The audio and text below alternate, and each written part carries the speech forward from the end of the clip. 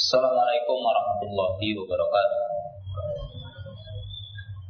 Alhamdulillah hamdan katsiran thayyiban mubarakan fi kama yuhibbu rabbuna wa yarda. Asyhadu an la ilaha illallah wahdahu la syarikalah wa asyhadu anna Muhammadan abduhu wa rasuluh. Wassalatu wassalamu ala Rasulillah wa ala alihi wa ashabihi wa man tabi'ahum bi ihsanin ila yaumiddin, amma ba'du. Ya ayyuhalladzina amanu taqullaha haqqa tuqatih wa la tamutunna illa wa antum muslimun. I'lamu rahimakumullah fa inna khairal hadithi kitabullah wa khairal hadi hadi Muhammad sallallahu alaihi wasallam wa syarrul umuri muhdatsatuha wa kullu muhdatsatin bid'ah wa kullu bid'atin dhalalah wa kullu dhalalatin finnar. Ma'asyiral muslimin, para jamaah, para thalabatul ilmi yang dirahmati Allah Ta'ala, demikian juga para pendengar Radio Roja Bandung, yang mudah-mudahan Allah Subhanahu wa Ta'ala senantiasa menganugerahkan kepada kita nikmat, terutama nikmat iman, nikmat Islam, nikmat sunnah, dan nikmat sehat.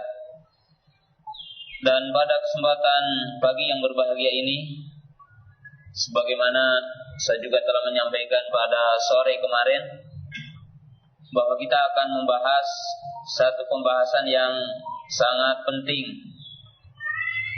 untuk diketahui oleh seorang muslim, untuk diketahui oleh seorang sunni. Judul yang kita bawakan adalah 10 pilar akidah Ahlussunnah. Judul ini saya ambil dari 3 perkataan para ulama. Di antara ulama Ahlussunnah, di antara ulama hadis. Karena sesungguhnya pokok-pokok akidah Ahlussunnah bukan hanya 10, tetapi telah dijelaskan di dalam kitab-kitab yang dikarang oleh para ulama yang menjelaskan tentang pokok-pokok akidah Ahlussunnah, dan itu lebih dari 10. Tetapi penyebutan 10 poin ini adalah diambil dari 2 ulama besar, ulama Ahlussunnah. Adapun dari sisi judul saya mengambil dari 3 ulama. Yang pertama adalah ungkapan Al-Imam At-Tahawi rahimahullahu ta'ala di dalam kitabnya Aqidah Tahawiyah, di mana beliau mengatakan wa nattabi'u as-sunnata wal jamaah wa najtanibu asy-syududa wal khilafa wal furqata. Kami, yang dimaksud adalah Ahlussunnah, kami mengikuti sunnah dan mengikuti al-jamaah. Nanti kita akan jelaskan apa yang dimaksud dengan sunnah dan apa konsekuensi seseorang itu menisbatkan diri kepada sunnah dan menamakan dirinya dengan sunni. Dan kami menjauhi syudud, nyeleneh, menyelisihi jalannya sunnah, menyelisihi jalannya Ahlussunnah, dan menjauhi perselisihan dan furqah. Artinya di sini adalah kesesatan. Adapun penyebutan 10 poin, maka ini diambil dari 2 ulama besar. Yang pertama adalah Al-Imam Sufyan Ibnu Uyainah. Al-Imam Sufyan Ibnu Uyainah seorang muhaddis seorang ulama hadis yang sangat kuat dari sisi pengetahuannya kepada hadis, baik secara sanad ataupun secara pemahaman kepada hadis. Muhaddisun faqihun, dia adalah seorang muhaddis yang faqih, di mana beliau berkata, as-sunnatu asyaratun, faman kunna fihi faqad istakmala sunnah, wa man taraka syai'an minha faqad taraka sunnah. Al-Imam Sufyan Ibnu Uyainah beliau berkata, sunnah ada 10. Barang siapa yang berkumpul pada orang tersebut 10 poin itu, ataupun 10 sunnah itu, maka ia telah menyempurnakan sunnah, atau telah sempurna sunnah di sisinya, dan dia dianggap sebagai ahlu sunnah yang hakiki. Dan barang siapa yang meninggalkan salah satunya, maka ia telah meninggalkan sunnah secara menyeluruh. Artinya kalau menyelisih salah satunya ataupun mengingkari salah satunya, maka dia tidak dikatakan ahlu sunnah. Lalu beliau menyebutkan poin-poin yang kita akan bahas nanti. Yang kedua adalah seorang ulama yang bernama Sahal ibnu Abdullah. Jadi Sahal ibnu Abdullah, sebagaimana diriwayatkan oleh Imam Al-Baihaqi rahimahullahu taala, di mana Sahal ibnu Abdullah pernah ditanya, qila lahu mata yu'lamur rajul annahu ala sunnah wal jamaah, wa qala idza urifa min nafsihi asyru khisalin. Maka Sahal ibnu Abdullah pernah ditanya, kapan seseorang diketahui sebagai ahlu sunnah wal jamaah? Jadi beliau pernah ditanya, kapan seseorang dikatakan sebagai ahlu sunnah wal jamaah, dan kapan seseorang itu berhak untuk mendapatkan gelar ini? Kapan seseorang itu bisa dijuluki dengan sunni, bisa dijuluki dengan ahlu sunnah? Maka beliau berkata, apabila diketahui dari orang tersebut 10 poin. Jadi apabila orang itu meyakini 10 poin, apabila ada pada orang itu 10 poin, maka dia sebagai ahlu sunnah. Jadi perkataan 10 yang saya sebutkan dalam judul ini adalah bukan dari perkataan saya pribadi, tetapi diambil dari perkataan ulama ahlu sunnah, yaitu Al-Imam Sufyan Ibnu Uyainah dan Al-Imam Sahal Ibnu Abdullah rahimahullah ta'ala anhum. Para talabatul ilmi yang dirahmati Allah ta'ala dan sahabat roja yang dirahmati Allah ta'ala, apa pentingnya kita memahami dua perkataan ulama besar ini?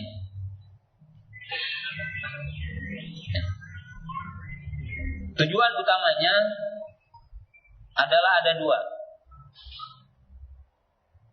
Jadi tujuan utamanya adalah dua. Yang pertama, bahwa orang di dalam beragama tidak cukup pengakuan. Ia mengatakan sebagai muslim, ia mengatakan sebagai mukmin, atau dalam hal ini lebih khusus, seseorang mengatakan sunni, saya adalah ahlu sunnah. saya adalah seorang salafi, pengikut salafus saleh. Tetapi tidak berkumpul di sisinya sifat-sifat yang dengannya ia diberikan gelar tersebut. Ya, sebab tentunya kalau kita berbicara tentang perkara yang nyata, seseorang dikatakan profesor, seseorang dikatakan doktor umpamanya dalam bidang ekonomi, dalam bidang teknologi, dalam bidang kedokteran. Kalau ada pada orang itu keilmuan yang berkaitan dengan gelar tersebut. Karena apabila seseorang menyandang sebuah gelar tetapi tidak ada keilmuan di sisinya, maka gelar itu tidak diakui dan tidak menjadi sebuah sanjungan bagi orang itu.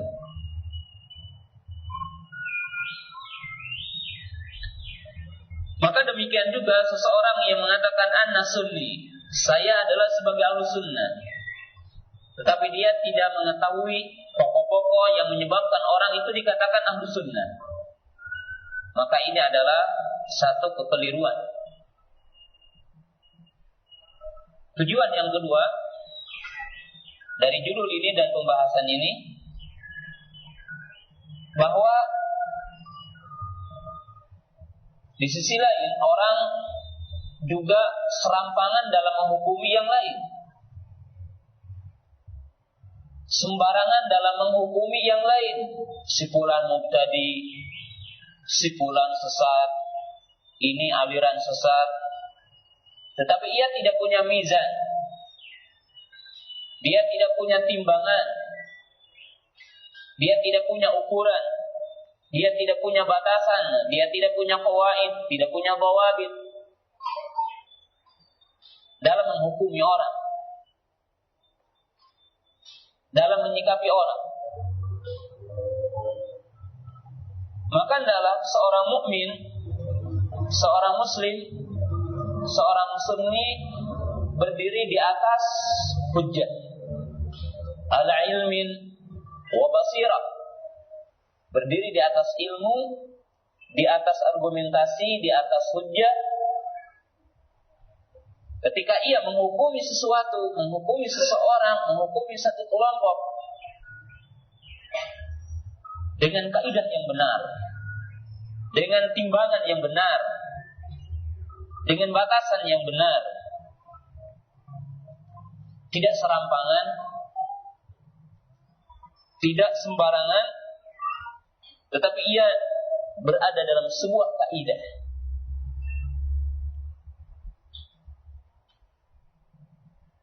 Para thalabatul ilmi yang dirahmati Allah Ta'ala,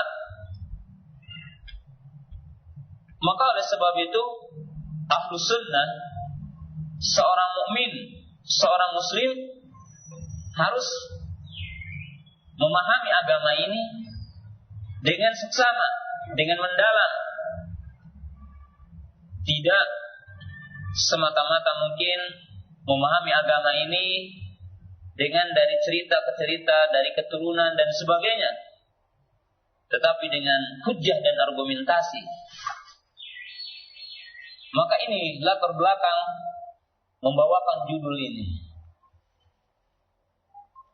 Para jamaah yang dirahmati Allah Subhanahu wa Ta'ala, sebelum menjelaskan 10 poin yang disebutkan oleh Al-Imam Sufyan Ibn Uyainah dan oleh Imam Sahal Ibn Abdullah, sangat perlu kita untuk menjelaskan hakikat sunnah. Walaupun mungkin sesuatu yang diulangi, tetapi terkadang keilmuan adalah bertambah dengan bertambahnya penelitian. Para jamaah yang dirahmati Allah Ta'ala, ungkapan Al-Imam At-Tahawi rahimahullahu ta'ala dalam kitabnya, di mana beliau mengatakan wa nattabi'u as-sunnata wal jamaah, kami ahlus sunnah adalah mengikuti sunnah dan mengikuti al-jamaah. Apa yang dimaksud dengan sunnah? Dalam perkataan Imam Tahawi rahimahullahu ta'ala dan dalam perkataan dua imam yang tadi yang kita akan mentafsir merincinya. Para thalabatul ilmi yang dirahmati Allah Ta'ala, sunnah dalam istilah para ulama memang maknanya banyak. Tetapi secara singkat saya ingin menjelaskan dari ungkapan Imam Tahawi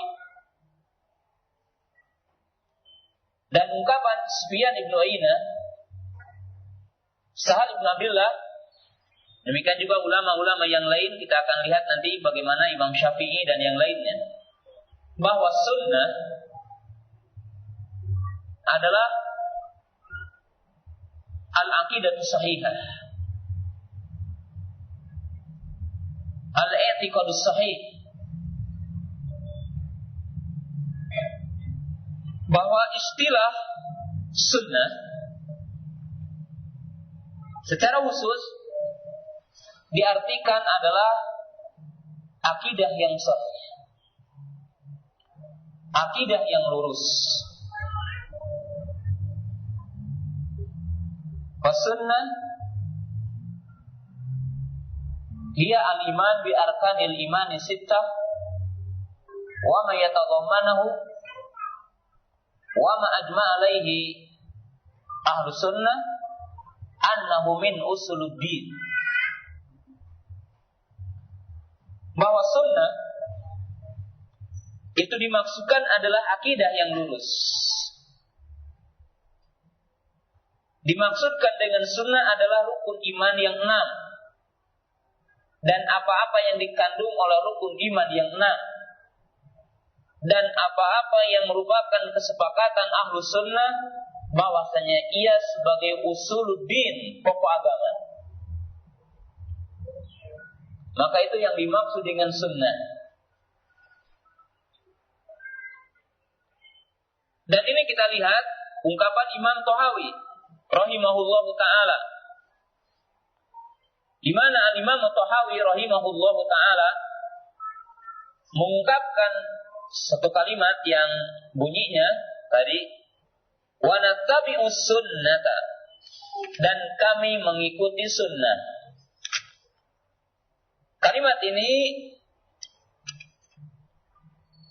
disebutkan oleh Imam At-Tahawi rahimahullahu ta'ala setelah ia menjelaskan pokok-pokok akidah sebelumnya, berkaitan dengan keimanan kepada nama dan sifat Allah, beriman kepada takdir, berkaitan dengan Quran kalamullah, berkaitan dengan iman qaulun wa amalun, yazidu wa yanqusu, berkaitan dengan pokok-pokok iman, termasuk berkaitan dengan syafaat dan seterusnya. Lalu dia mengatakan wa nattabi'us sunnah. Maka yang dimaksud dengan sunnah adalah akidah yang sahih. Sebagaimana kita lihat dalam ungkapan para ulama yang lain, seperti dalam ungkapan Sufyan ibn Uyainah rahimahullahu ta'ala. Jadi seperti ungkapan Sufyan ibn Uyainah rahimahullahu ta'ala yang tadi, as-sunnatu asyaratun, sunnah itu ada 10. Dan kita lihat perkataan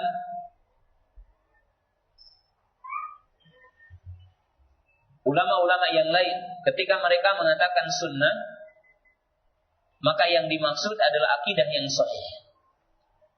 Jadi akidah yang benar.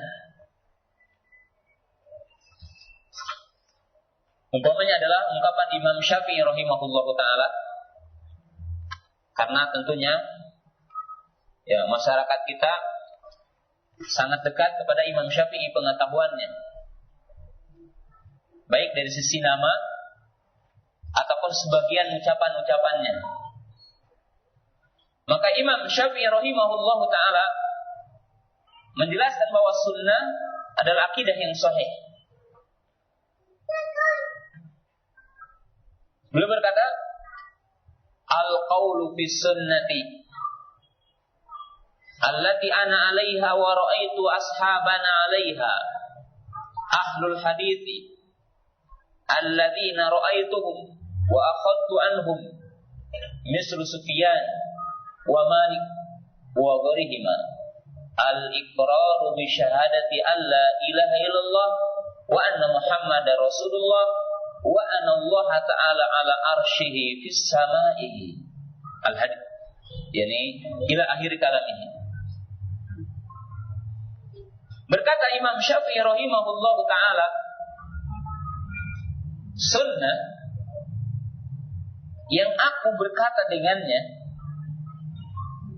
dan juga aku telah melihat sunnah ini dipegang oleh sahabat-sahabat kami dari ahlul hadis, yang aku melihat mereka dan aku mengambil hadis dari mereka, seperti Sufyan ibn Uyainah, Imam Malik. Mereka mengatakan, mereka bersaksi tidak ada yang berhak disembah kecuali Allah dan Muhammad sebagai utusan Allah, dan bahwasanya Allah Ta'ala tinggi di atas arasy-Nya. Maka lihat, Imam Syafi'i rahimahullah ta'ala mendefinisikan sunnah dengan akidah. Al-aqidatu sahihah, dengan akidah yang sahih.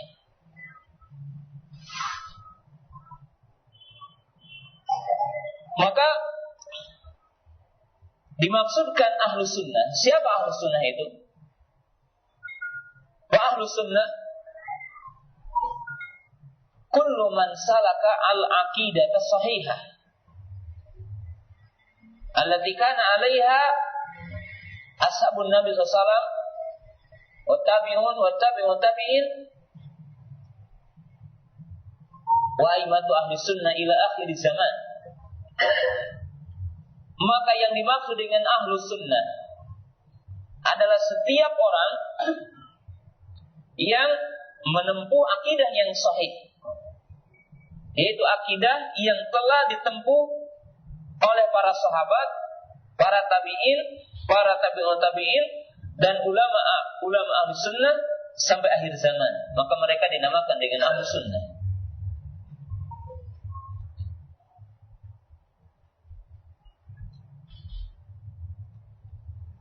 Dan demikian juga sunnah dimaksudkan oleh para ulama adalah al-manhaj as-sahih,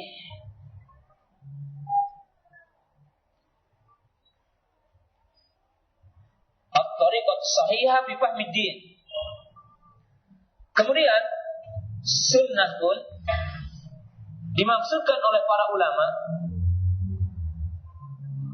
adalah sebagai manhaj yang benar, yaitu cara yang benar dalam memahami agama. Sebuah teori, sebuah metode yang benar dalam memahami agama.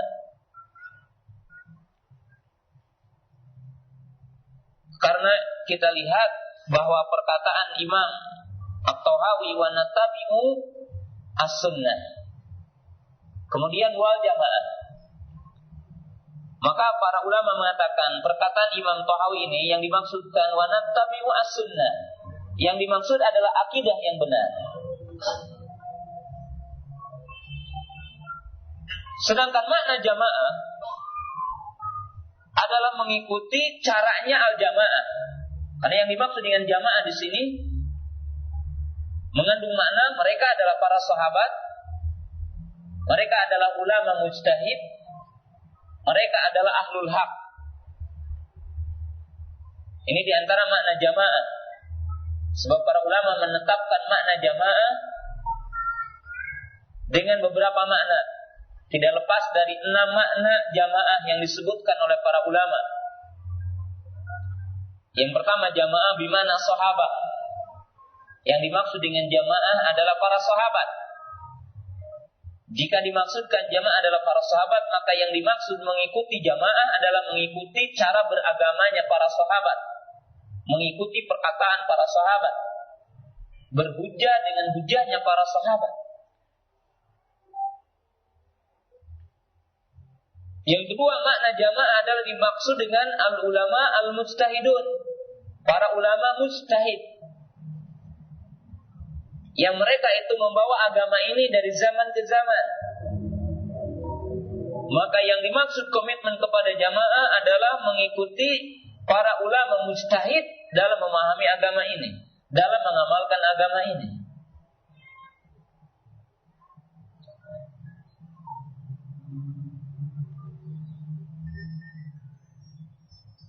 Dan makna yang ketiga dari jamaah dimaksudkan adalah as-sawadul a'dham, kelompok yang banyak. Walaupun makna yang ketiga ini dianggap muskil, dianggap sulit untuk diterapkan.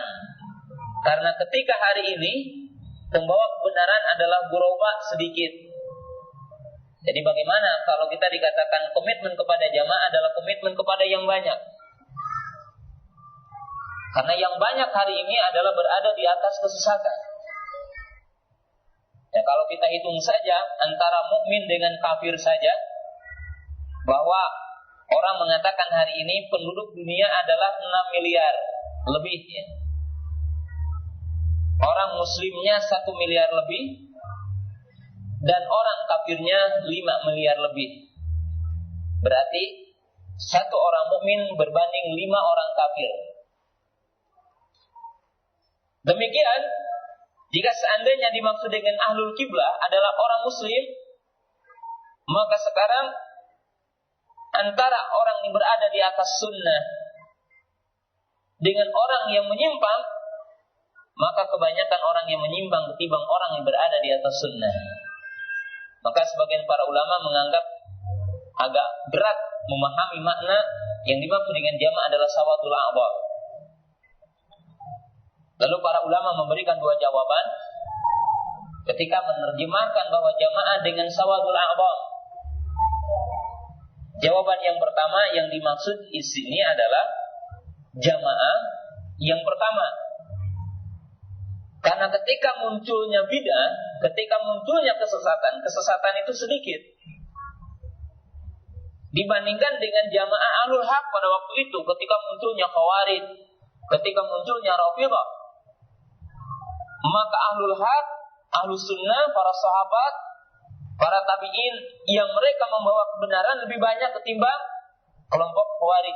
Karena khawarij itu dibandingkan dengan kaum muslimin, orang-orang khawarij jumlahnya hanya 6.000 menurut satu riwayat, dan mereka berkumpul di Hawra. Yang kedua, yang dimaksud dengan sawadul a'dham adalah baina ahlil haq. Jadi baina al-mujtahid. Yang dimaksud dengan apa? Yang dimaksud dengan kelompok yang banyak ini ketika kumpulan para ulama mujtahid. Jadi artinya kalau sekarang menentukan satu masalah di antara ulama mujtahid, maka diambil kelompok yang banyak di antara ulama tersebut. Nah, ini mana yang ketiga. Mana yang keempat, yang dimaksud dengan jamaah adalah idza ijtama'al muslimuna ala amrin. Apabila kaum muslimin sepakat kepada satu urusan. Dan ini pun dianggap sulit karena tidak mungkin kaum muslimin di seluruh penjuru dunia bisa sepakat dalam satu urusan. Karena telah terpecahnya negara Islam dan kaum muslimin kepada seluruh penjuru dunia. Walaupun sebagian para ulama mengatakan ini pun yang dimaksud adalah istimanya khas, istimanya yang khusus, yaitu ahlul haq. Yang dimaksudkan ini adalah para ulamanya. Nah, yang kelima yang dimaksud dengan jamaah adalah idza istama'al muslimuna ala amirin wa yubayyi'unahu wa yuti'unahu. Yaitu apabila sepakat kaum muslimin kepada seorang amir, kepada seorang pemimpin, di mana ia mengangkatnya dan membaiatnya. Maka komitmen kepada jamaah adalah komitmen untuk meniatkan baiat dan mengakui dia seorang amir, tidak mengangkat senjata, tidak memberontak. Maka ini yang dimaksud dengan luzumul jamaah. Dan poin yang keenam yang dimaksud dengan jamaah adalah apa? ahlul haq. Al-haq wa ahluhu. Yang dimaksud dengan jamaah adalah pembawa kebenaran, walaupun seorang. Jamaah itu adalah kebenaran. Maka yang dimaksud komitmen kepada jamaah adalah komitmen kepada kebenaran dan loyal kepada orang yang membawa kebenaran. Wa qad su'ila al-Imam Ibnu Mubarak rahimahullahu taala fi zamanihi mal jamaah? Ma hiya jamaah? Faqala Abdullah bin Mubarak al-jama'atu Abu Bakrin. Faqala al-qaum Abu Bakrin qad mata. Al-jama'atu Umar. Qala Umar qad mata. Faqala Abdullah bin Mubarak Abu Hamzah As-Sukari jama'ah. Abdullah bin Mubarak pernah ditanya dalam satu kesempatan, siapa jamaah itu? Mana jamaah itu? Maka beliau mengatakan, jamaah adalah Abu Bakar. Lalu orang-orang mengatakan Abu Bakar telah mati. Bagaimana kita itu komitmen dan mengikuti Abu Bakar? Abu Bakarnya telah mati. Maka Abdullah bin Mubarak menjawab lagi, Umar. Umar pun telah mati. Lalu beliau mengatakan Abu Hamzah As-Sukari. Kalau begitu Abu Hamzah As-Sukari dia jamaah karena dia adalah seorang sunni alim faqih di zamanihi. Karena dia adalah seorang sunni faqih di zamannya. Maka Abdullah bin Mubarak rahimahullah ta'ala mengatakan yang dimaksud dengan jamaah adalah ahlul haq, pembawa kebenaran. Nah, maka poin yang kedua ini Imam Tahawi rahimahullah ta'ala menjelaskan satu kalimat, wa nattabi'u as-sunnah wal jamaah. Nah, maka yang dimaksud dengan jamaah di sini adalah tidak lepas dari dua hal yang sangat penting. Jamaah bermakna al-aqidah sahihah wal manhaj sahih. Jamaah yang artinya adalah akidah yang sahih, manhaj yang sahih, yang memiliki makna sunnah yang tadi. Karena itulah yang ditempuh oleh al-jamaah. Karena itulah kebenaran yang telah ditempuh oleh al-jamaah, yang wajib kita komitmen seperti mereka telah komitmen kepadanya. Adapun makna yang kedua dari jamaah ini apa? Adamul khuruj an a'immatil muslimin.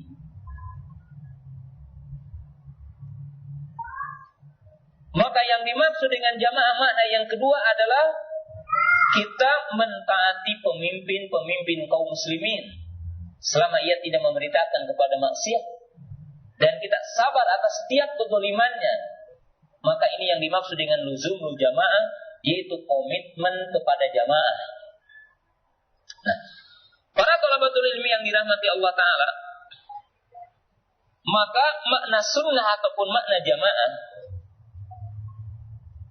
ketika kita diperintahkan komitmen kepada sunnah, komitmen kepada jamaah, maka sesungguhnya kembali kepada dua makna yang tadi, dan kita akan membuktikannya dalam perkataan para ulama dan 10 poin yang kita akan bahas nanti.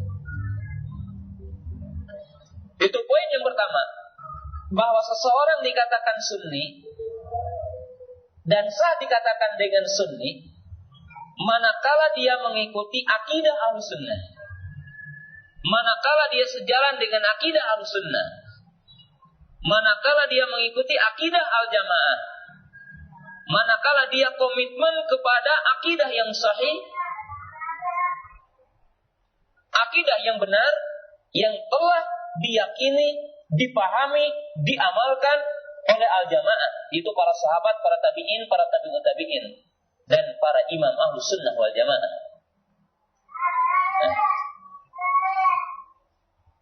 sedangkan makna yang kedua, dan ini wajib kita mencermatinya dan memahaminya dengan dalam dan menguasainya dalam lubuk hati dan betul-betul dengan penguasaan yang benar, bukan perkara yang sepele. Ya, walaupun tadi dikatakan bahwa banyak yang lama, saya kira orang pemahamannya tidak lama ataupun sebentar ya. Karena banyak orang yang udah lama ataupun ngaji lama, tapi kata orang Sunda mah atung kene.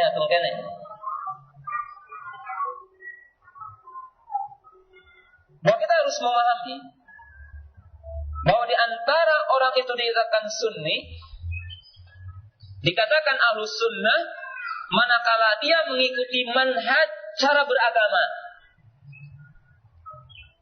al-jamaah, mengikuti kaidah di dalam mengamalkan agama ini, kaidah yang telah ditetapkan oleh al-jamaah.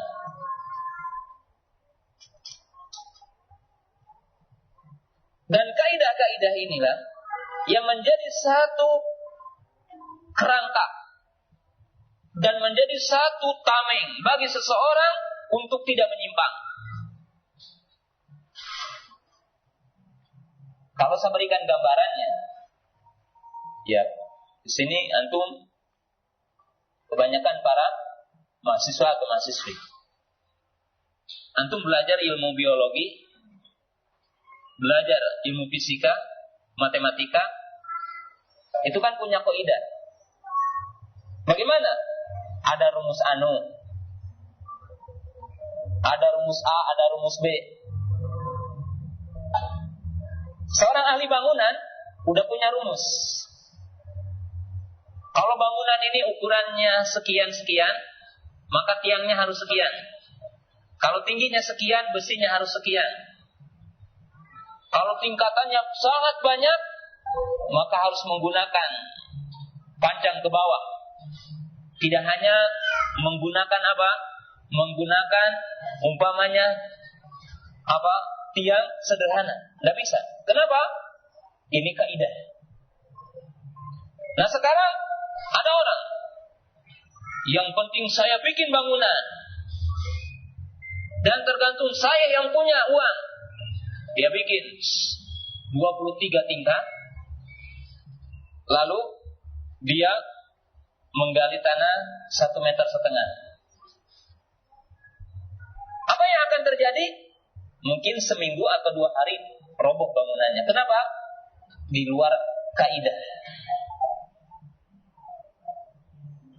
Nah, demikian juga kita memahami agama ini, mengamalkan agama ini, memiliki kaidah-kaidah, memiliki dhawabit dalam mengamalkan agama ini. Jangankan berbicara tentang bagaimana memahami akidah. Kemarin kita jelaskan akan mengamalkan satu amalan. Saya berikan contoh yang mudah ya, bahwa kaidah ini penting, memahami manhaj ini penting, memahami dhawabit ini penting. Antum diberi 2 pertanyaan umpamanya. Contoh yang mudah, apa hukumnya berangkat jihad?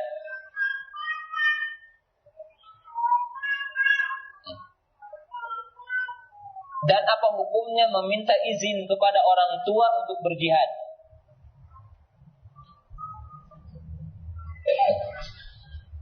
Orang harus punya kaidah. Kaidahnya apa? Taat kepada Allah, taat kepada orang tua. Bagaimana caranya menimbang? Ya orang mengukur apa? Kaidah usul, tingkatan perintah. Kalau orang mengatakan semua juga perintah, udah. Yang namanya perintah kata bahasa Arab begini, udah. Tapi dia tidak punya belajar usul. Gimana tingkatan perintah ini? Oh, perintah itu ada yang sifatnya fardu ain, ada yang sifatnya fardu kifayah. Kan ini dhawabit. Mana yang harus didahulukan? Yang harus didahulukan adalah kewajiban fardu ain sebelum fardu kifayah. Karena ini kaidah dalam beramal. Ketika orang udahlah, nggak perlu apa itu usul fikih, pokoknya. Apa itu kewajib fikih? Itu bikinan ulama umpamanya. Kita tidak perlu menghadap ke sana. Yang penting mengamalkan hadis umpamanya. Tak bisa. Perlu kepada qawaid. Nah, ketika orang tidak menggunakan qawaid yang telah ditetapkan oleh para ulama, maka dia akan menyimpang dan dia keliru.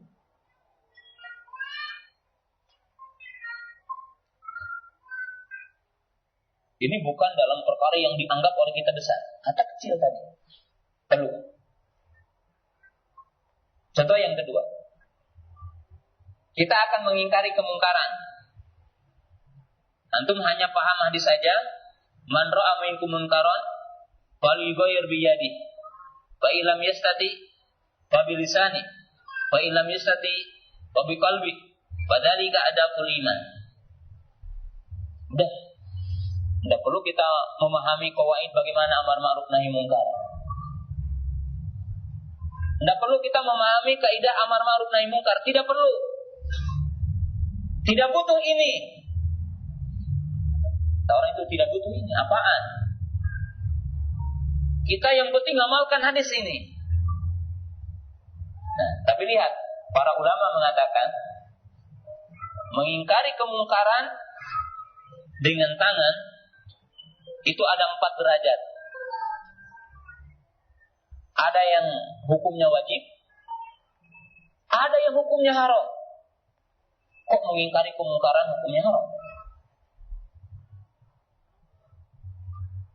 Nah, maka para ulama mengatakan, kaidahnya apa? Apa tujuan Allah Ta'ala memerintahkan kita mengingkari kemungkaran? Tujuan utamanya adalah 2. Untuk menghilangkan kemungkaran, atau paling tidak untuk apa? Mengurangi kemungkaran. Ini tujuan diperintahkan apa? Pengingkaran kemungkaran. Nah, sekarang kalau kita mengingkari kemungkaran, datang kemungkaran yang lebih besar, sesuai nggak dengan tujuan perintah? Tidak sesuai, berarti di luar qawaid. Jadi para thalabatul ilmi, kaum muslimin yang dirahmati Allah Ta'ala, wajib bagi kita di dalam memahami agama ini mengikuti manhaj, mengikuti metode, mengikuti rujukan kaidah-kaidah yang telah ditetapkan oleh para ulama. Saya akan mengkisahkan untuk poin yang ketiganya ini contoh. Al-Imam Syafi'i rahimahullah ta'ala wa tilmiduhu Al-Imam Ahmad, dan muridnya adalah Imam Ahmad. Ketika Imam Syafi'i rahimahullah ta'ala, beliau telah belajar kepada beberapa ulama, termasuk guru Imam Syafi'i adalah Imam Malik, kemudian Sufyan ibnu Uyainah, dan beberapa ulama yang lain. Maka muncul di zamannya itu pengingkar sunnah. Jadi orang-orang yang mengingkari apa? Sunnah. Di zaman Imam Syafi'i rahimahullah ta'ala ada orang yang mengatakan begini, kalau disebutkan hadis, maka mereka mengatakan cukup bagi kami ini Quran. Mereka tidak tidak mengharamkan cincin emas bagi laki-laki, tidak mengharamkan sutra bagi laki-laki. Mereka mengatakan apa? Oh, ini nggak ada dalam Quran. Dan timbul orang-orang generasi yang mendhaifkan hadis-hadis yang dianggap olehnya bertentangan dengan Quran. Seperti munculnya orang-orang yang mendhaifkan hadis-hadis tentang adab kubur. Kenapa? Dalam Quran tidak ada katanya adab kubur. Hadis-hadis tentang syafaat didhaifkan. Kenapa? Tidak ada di dalam ayat Al-Quran. Maka Imam Syafi'i rahimahullah ta'ala menyusun kitab risalah, qawaid. Oleh sebab itu, Imam Ahmad mengatakan, selama aku berburu dan selama aku berjalan mencari ilmu, maka aku baru mendapatkan seorang guru yang sangat luas dengan mengajarkan bawabit qawaid. Artinya sebuah kaidah, sebuah bawabit. Maka Imam Syafi'i rahimahullah ta'ala menyebutkan dalam kitab risalah, ketika beliau membantah kepada seluruh pengingkar sunnah, karena seluruh pengingkar sunnah itu ada 9 sekte pengingkar sunnah. Maka Imam Syafi'i rahimahullah ta'ala cukup dengan menjawab satu jawaban. Tidak panjang jawabannya, dan saya akan jelaskan secara singkat.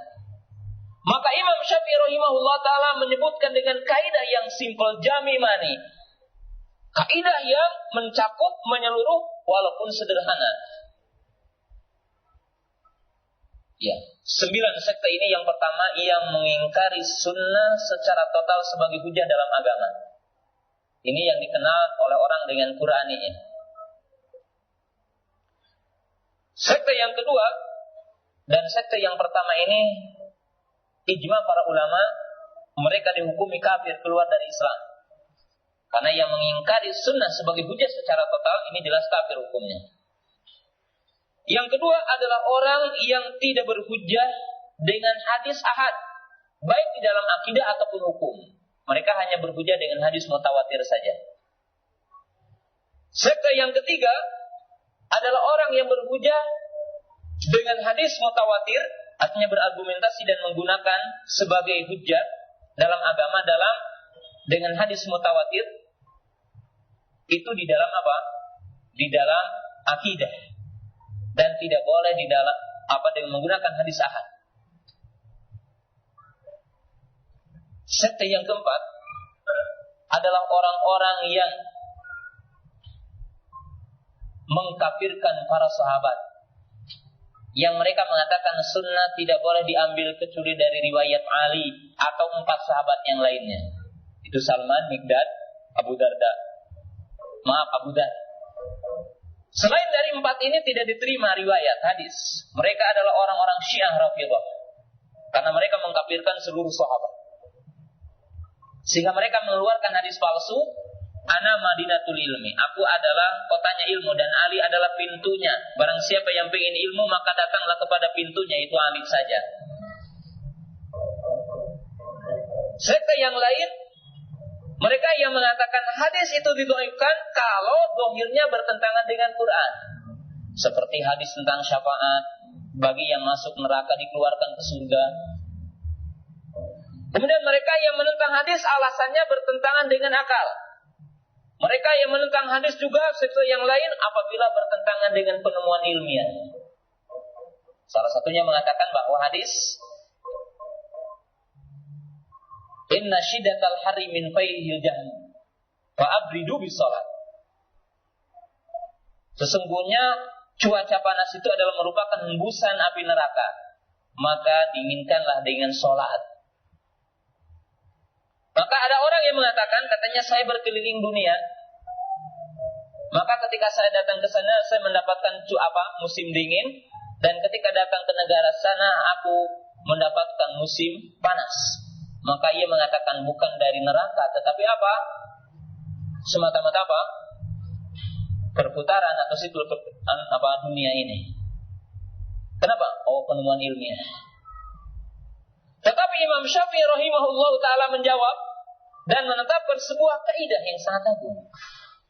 Maka beliau mengatakan sunnah bersama Quran ada 3 tugas. Dan semuanya adalah hujjah, kata beliau. Pertama, sunnah menguatkan Quran. Artinya menguatkan argumentasi Quran. Ada perintah dalam Quran, ada perintah dalam sunnah. Ada larangan dalam Quran, ada larangan dalam sunnah.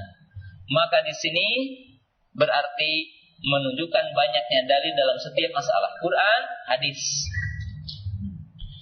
Yang kedua, kata Imam Syafi'i rahimahullah ta'ala, sunnah sebagai bayan, sunnah sebagai penjelas.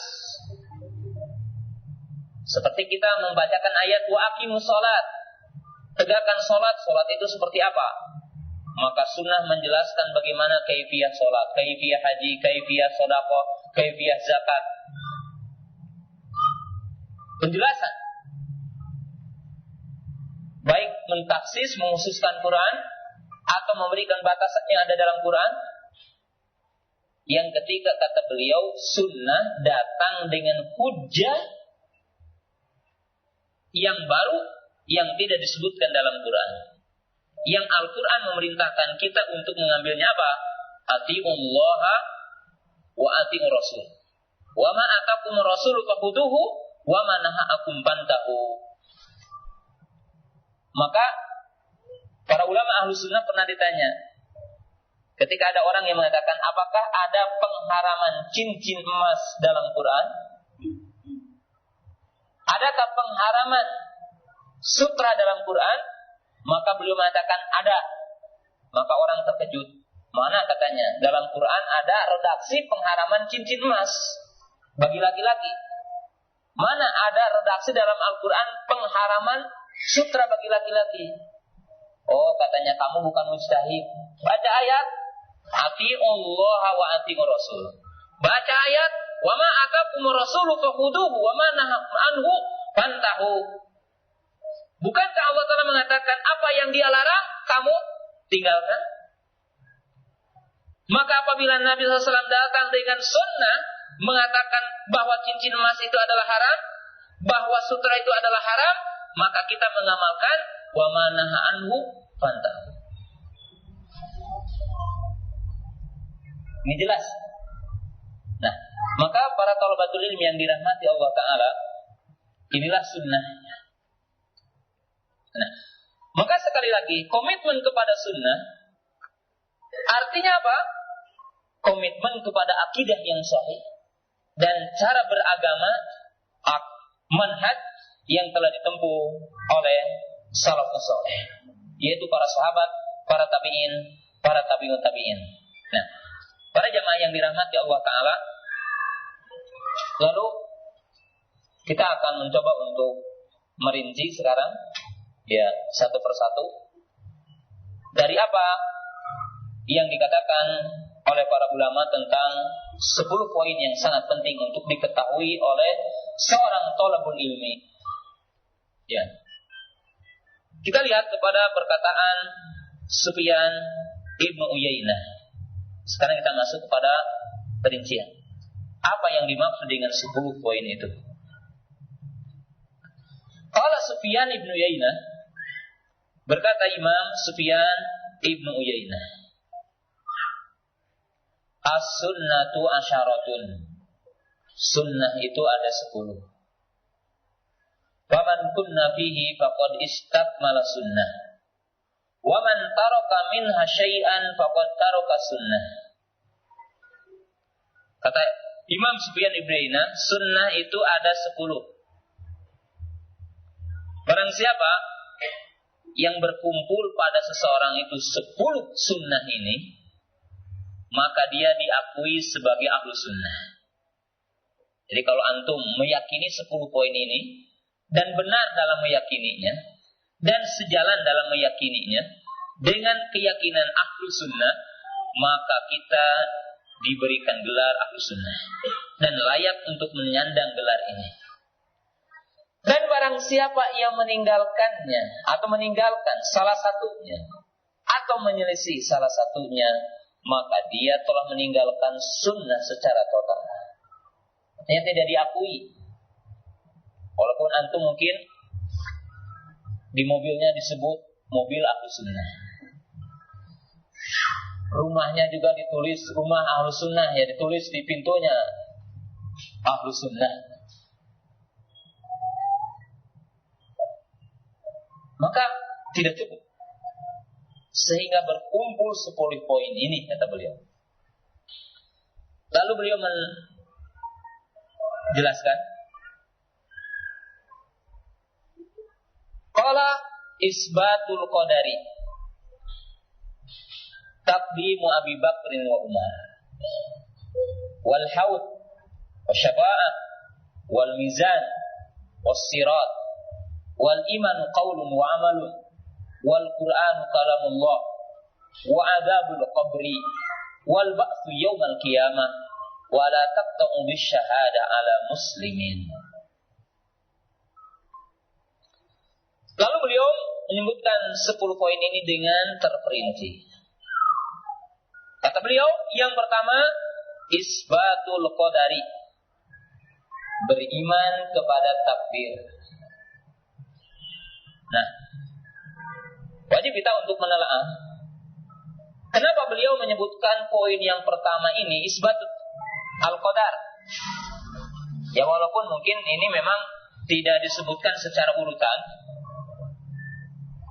tetapi juga memang punya makna urutan. Dalam arti ya kita juga tidak terlalu peduli dengan mungkin susunannya. Tetapi dalam sebagian susunannya juga memiliki makna gitu. Beliau mengatakan ciri ahlus sunnah yang pertama dan di antara usul ahlus sunnah adalah itsbatul qadari, beriman dan menetapkan takdir. Artinya beriman kepada takdir Allah. Nah, kenapa dan bagaimana keyakinan ahlus sunnah? Jadi kenapa disebutkan poin ini?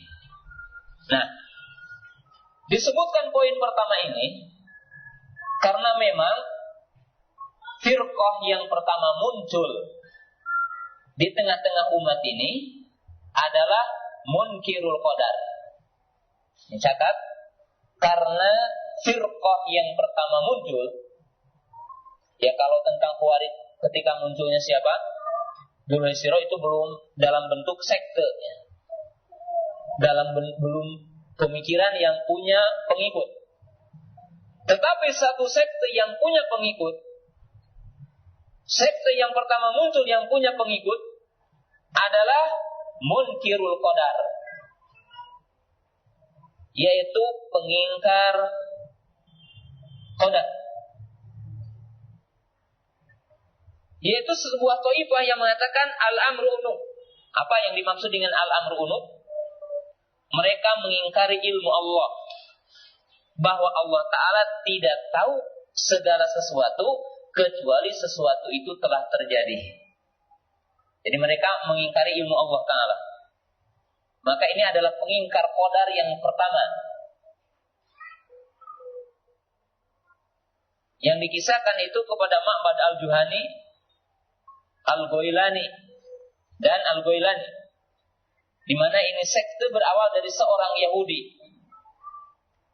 ya, yang para sahabat mengatakan kepada sekte ini, kami lepas dari mereka dan mereka pun berlepas dari kami. Artinya dianggap kafir ini, keluar dari Islam. Jadi yang mengingkari ilmu Allah, maka itu dianggap kafir. Kenapa? Sebab ilmu Allah adalah ilmu yang sempurna, al-ilmul kamil, al-muhitu bi kulli syai'in. Allah Ta'ala alima bima kana wa bima sayakun, di mana Allah Ta'ala disifati dengan ilmu yang sempurna, ilmu yang mencakup segala sesuatu. Allah Ta'ala tahu tentang apa yang terjadi, apa yang akan terjadi,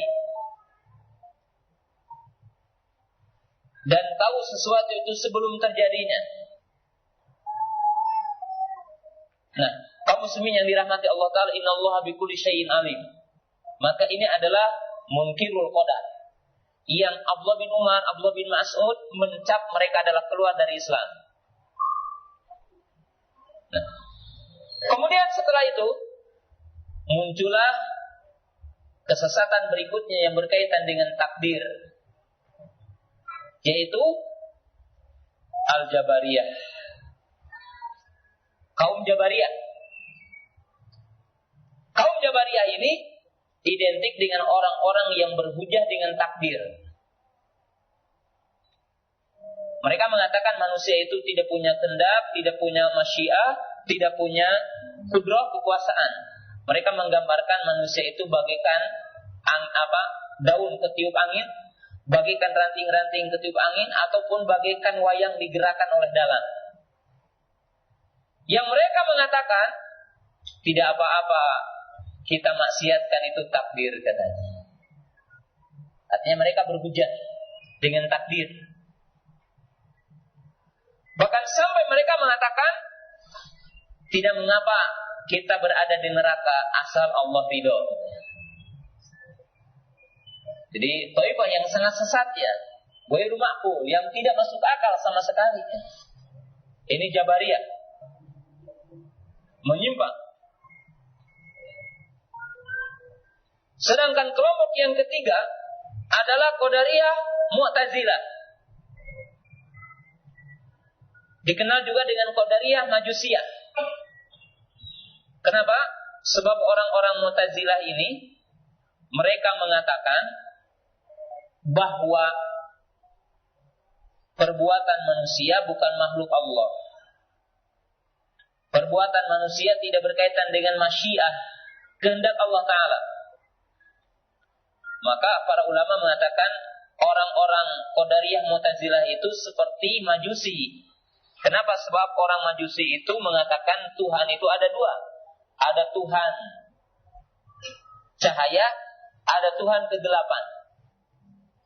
Maka orang-orang Qadariyah Mu'tazilah ini dianggap sebagai Majusi hadil ummah karena mereka meyakini jasad manusia diciptakan Allah, tetapi perbuatannya diciptakan oleh dirinya sendiri. Seolah-olah ada dua Tuhan menciptakan manusia. Nah, adapun ahlu sunnah beriman kepada takdir itu dengan mengimani 4 rukun. Jadi beriman kepada takdir dengan mengimani kepada 4 rukun yang tidak dipisahkan di antara 4 rukun ini. Pertama, beriman kepada ilmu Allah. Artinya Allah Ta'ala tahu apa yang terjadi, apa yang akan terjadi,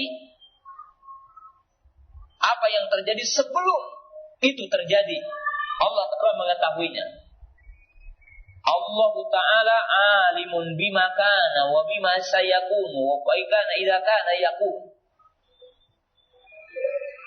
Artinya Allah Ta'ala tahu kepada segala sesuatu. Allah Ta'ala tahu kepada yang terjadi dan apa yang terjadi sebelum terjadi. Dan itu adalah ilmu Allah Ta'ala yang meliputi segala sesuatu. Yang kedua, al-imanu bil kitabah, iman kepada tulisan. Dan ini saya kira sudah dijelaskan di sini dalam pelajaran usul salasa. Kedua, beriman kepada kitabah, beriman kepada tulisan, bahwa segala sesuatu telah ditulis oleh Allah Ta'ala di Lauhil Mahfuz, di kitab maknun. Yang ketiga adalah beriman kepada masyiah, yang artinya segala sesuatu yang terjadi di muka bumi ini terjadi dengan kehendak Allah Ta'ala. Masya Allah kan, wa malam yasha lam yakun. Apa yang Allah Ta'ala kehendaki akan terjadi, apa yang Allah Ta'ala tidak kehendaki tidak akan terjadi. Dan yang keempat adalah al-imanu bil khalqi, iman kepada penciptaan, bahwa selain Allah adalah makhluk, termasuk perbuatan manusia adalah makhluk. Nah, tetapi Ahlus Sunnah memiliki ciri khusus dalam masalah takdir. Apa ciri khususnya? Karena masalah ilmu dengan kitabah bukan ciri khusus Ahlus Sunnah ya. Secara khusus karena apa? Itu diakui hatta oleh Jabariyah dan oleh apa? Mu'tazilah. Tetapi ciri khusus Ahlus Sunnah yang ini membedakan antara kita dengan Jabariyah dengan Qadariyah Mu'tazilah, di mana Ahlus Sunnah menetapkan sebuah kaidah. Nah, ini baru kita kaidah. Jadi bukan hanya sekedar keimanannya, tetapi adalah sebuah kaidahnya, sebuah babitnya. Apa? Al-jam'u baina al-imani bil qada'i wal qadar wal imanu bil awamiri wan nawahihi. Dan ini sumber keselamatan, landasan keselamatan. Artinya apa? Bahwa Ahlus Sunnah menggabungkan, menyatukan antara kita beriman kepada qada dan qadar. Kita beriman bahwa imannya kita adalah takdir dari Allah Ta'ala. Kita beriman bahwa kufurnya orang kafir adalah merupakan takdir Allah Ta'ala. Berimannya Abu Bakar terjadi dengan takdir dan masyiah Allah Ta'ala. Dan kufurnya Fir'aun, kufurnya Abu Jahal, kufurnya Abu Lahab terjadi dengan takdir Allah Ta'ala, masyiah Allah Ta'ala. Tetapi kita meyakini bahwa Allah Ta'ala memerintahkan, baik perintah dalam bentuk untuk dilaksanakan, baik perintah untuk kita meninggalkannya. Maka ini sesuatu yang wajib kita imani. yang memiliki makna beriman kepada takdir bukan sebagai hujah untuk menentang perintah dan larangan.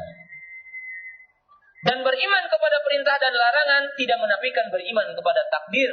Maka Ahlus Sunnah menjadi umat yang pertengahan, yang akidahnya lurus, yang pemahamannya lurus, yang agamanya gampang di dalam melaksanakannya. Artinya apa? Ketika antum melakukan maksiat, maka antum tidak boleh, oh ini takdir. Kenapa? Sebab Allah Ta'ala telah memberikan hujah kepada kita.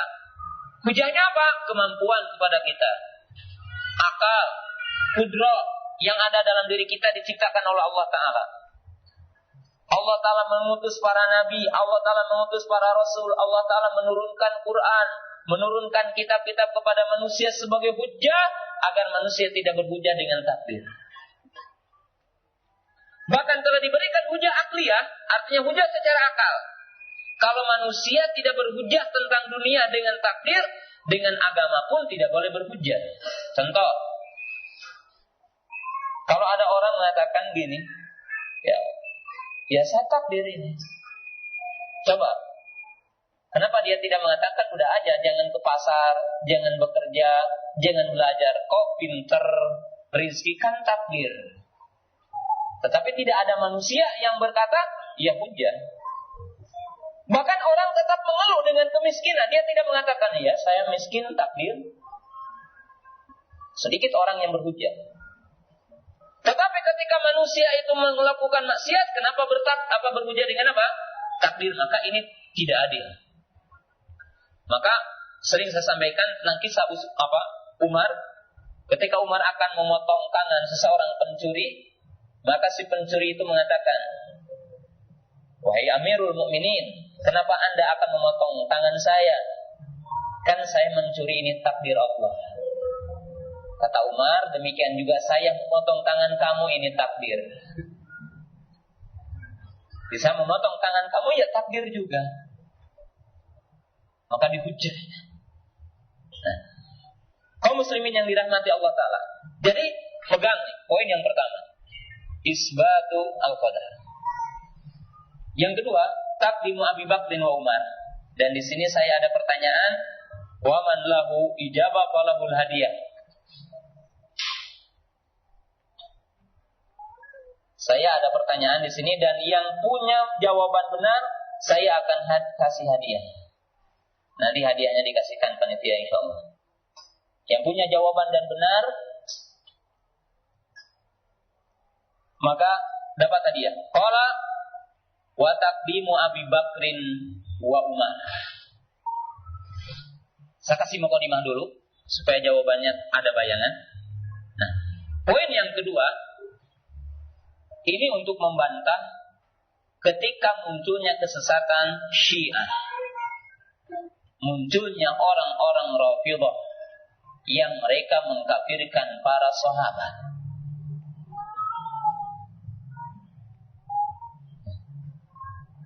Jadi mengkafirkan para sahabat. Nah, di sini ada pertanyaan, wa taqdimu Abi Bakrin wa Umar.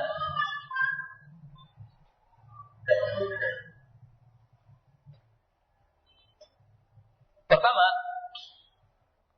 di sini ada dua pertanyaan dan yang bisa menjawab. Ya, pertanyaan pertama lebih sulit, pertanyaan yang kedua lebih ringan, dan hadiahnya juga akan berbeda insyaallah. Pertanyaan pertama, kenapa Al-Imam Sufyan Ibnu Uyainah memberikan redaksi wa taqdimu Abi Bakrin wa Umar? Kenapa tidak mengatakan umpamanya apa? Wa taqdimu a'immatil arba'ah.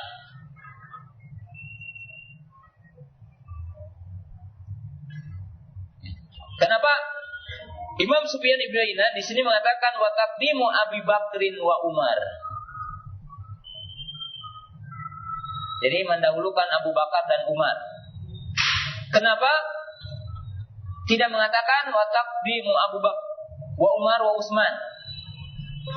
Jadi kenapa di sini tidak dikatakan wa Abu Bakrin wa Utsman? Kenapa?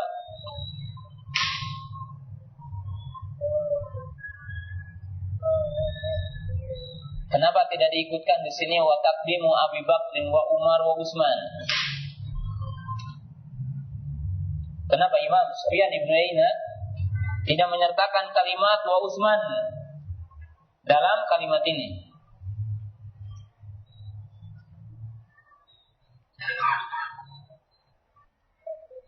Taqdimu Abi Bakrin wa Umar wa Utsman. Kenapa kalimat wa Utsmannya tidak disebutkan ya?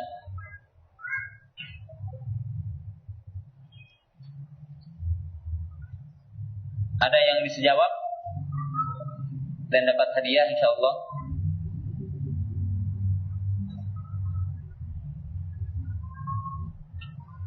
Tidak ada?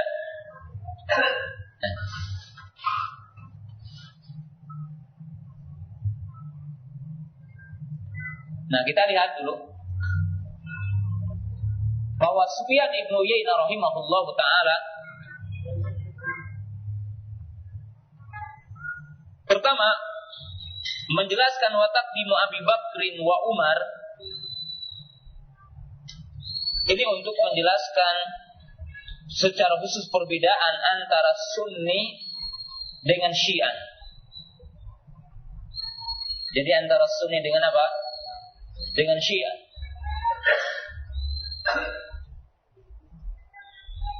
Karena orang-orang Syiah, secara khusus orang-orang Rafidhah,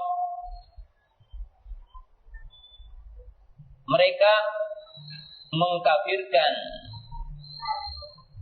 3 imam yang pertama, 3 khalifah yang pertama, yaitu Abu Bakar, Umar dan Utsman. Jadi Abu Bakar, Umar dan Utsman. Bahkan mereka mengatakan bahwa 3 imam ini menggasap haknya Ali, mencuri, merampas haknya Ali radhiyallahu taala anhu.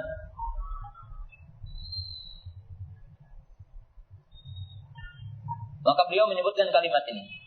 Tetapi beliau mengatakan wa taqdimu Abi Bakrin wa Umar. Kenapa tidak disebutkan wa Utsman?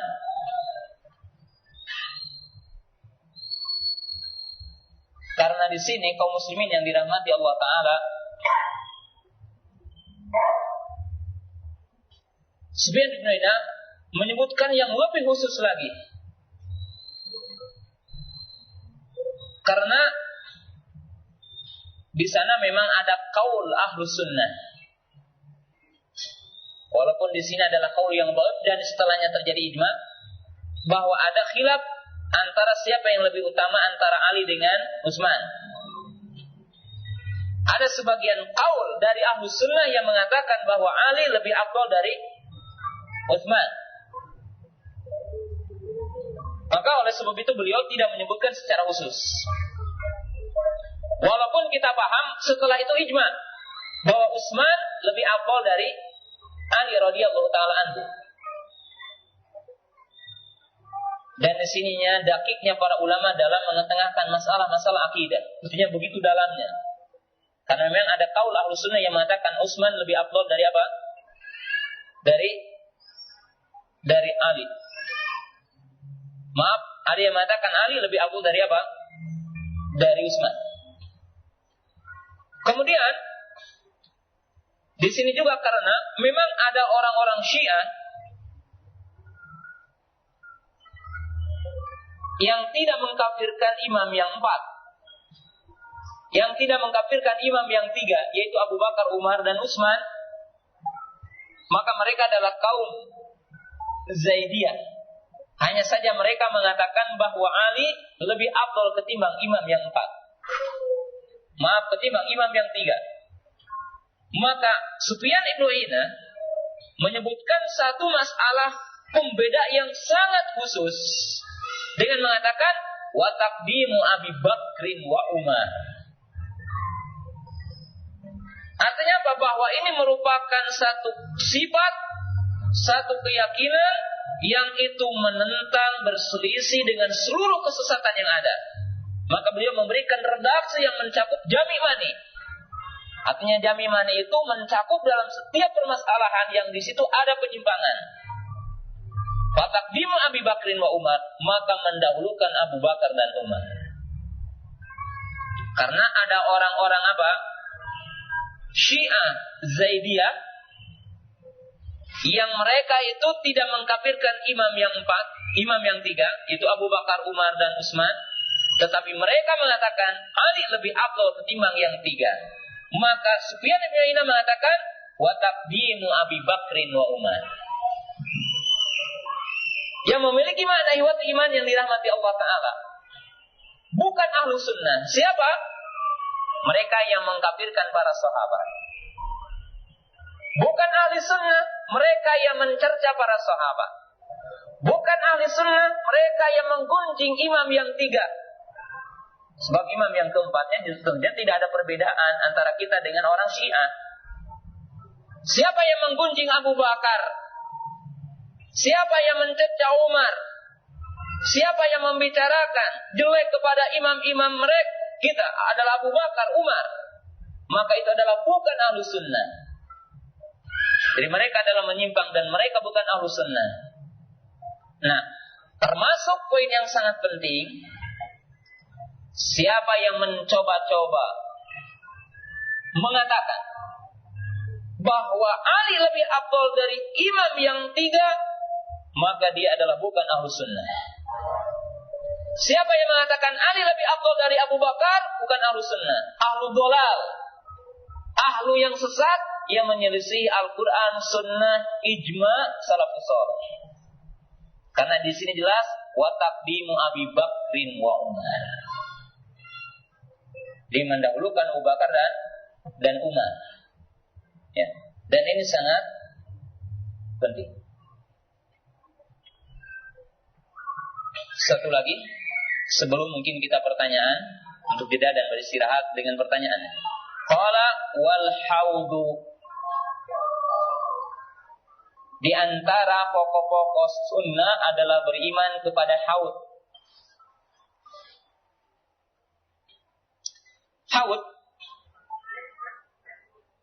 menurut ahlu sunnah adalah hakikiyun, mawjudun fi arasatil qiyamah, wal qawlu raji min aqwali ahli ilmi qabla sirat, yamurru alaiha ahlul iman. Khilaf li ahli kalam minal mu'tazilah wa ghairihim fa innahum yunkiruna hakikatal haud. Haud menurut ahli sunnah adalah hakikat. Dia adalah ada, dan menurut kebanyakan para ulama ahlu sunnah, dia berada di arasatil qiyamah, sebelum sirat, sebelum jembatan di atas neraka. Ya. Yang menurut kita al-haud mawjudul an, haud ini telah ada sekarang.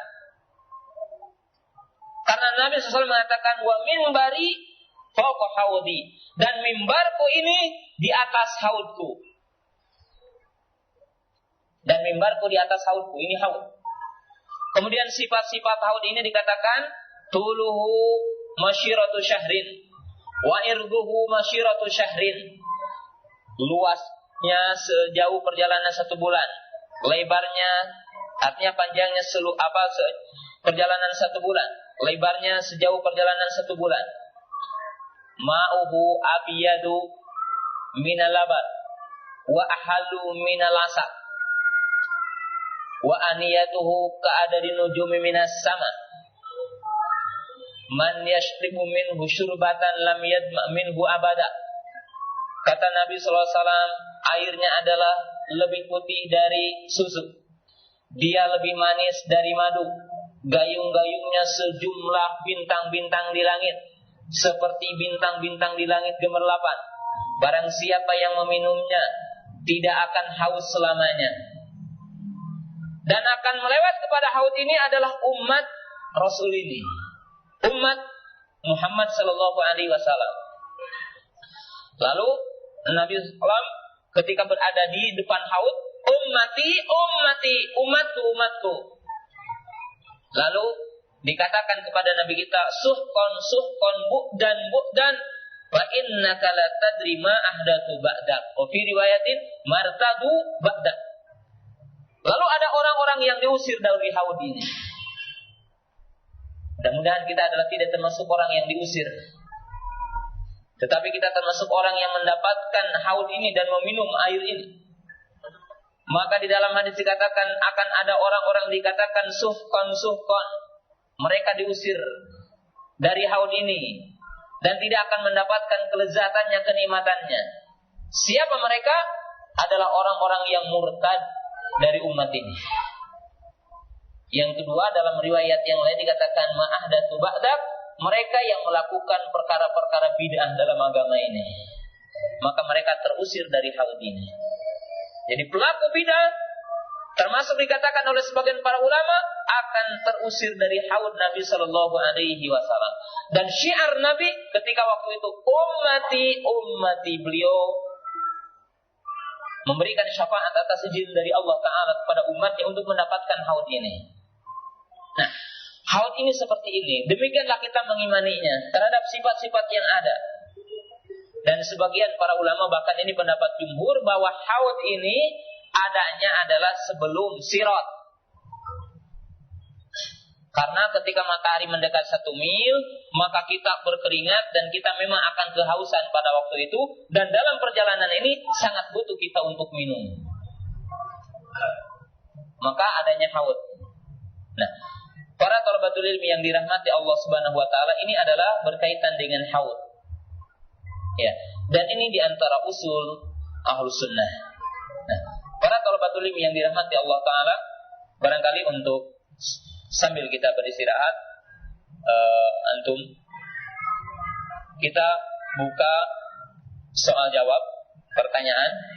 Baik, mungkin kalau ada pertanyaan dari pendengar radio melalui SMS atau pertanyaan para jamaah, baik dari para akhwat atau ikhwan semuanya. Silakan kita buka untuk pertanyaan.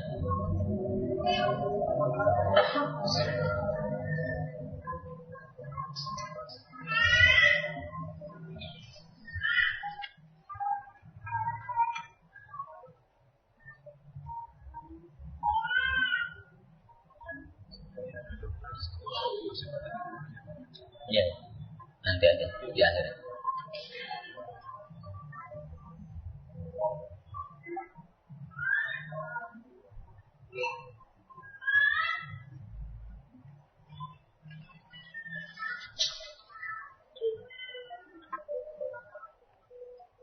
Ya, ada pertanyaan-pertanyaan?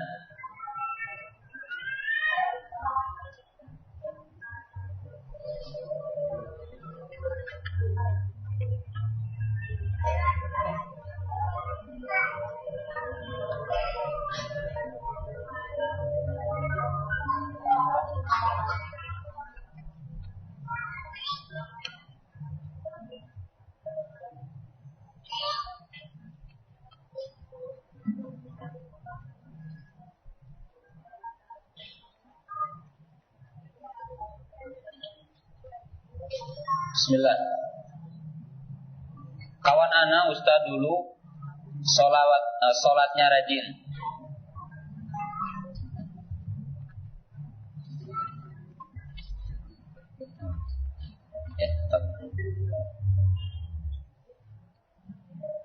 Sekarang dia tidak pernah sholat lagi. Kalau ditanya dia sudah mengenal Allah dan sudah mengenal dirinya. Pertanyaan, apakah kitab yang ia baca, apakah amalan yang dia lakukan sampai dia seperti itu? Syukron.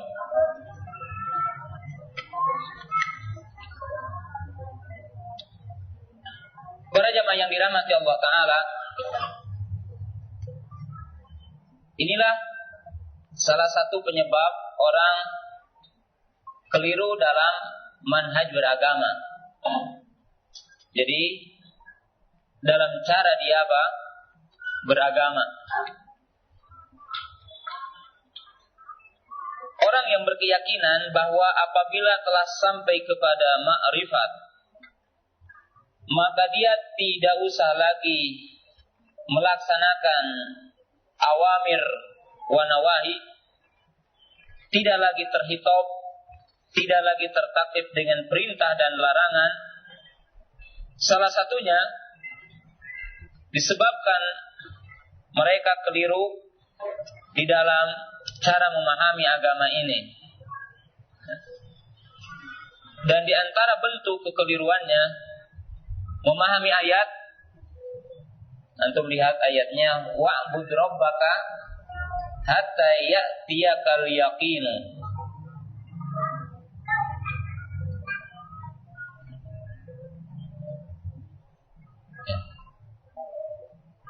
Jadi di antara kekeliruannya adalah memahami ayat ini.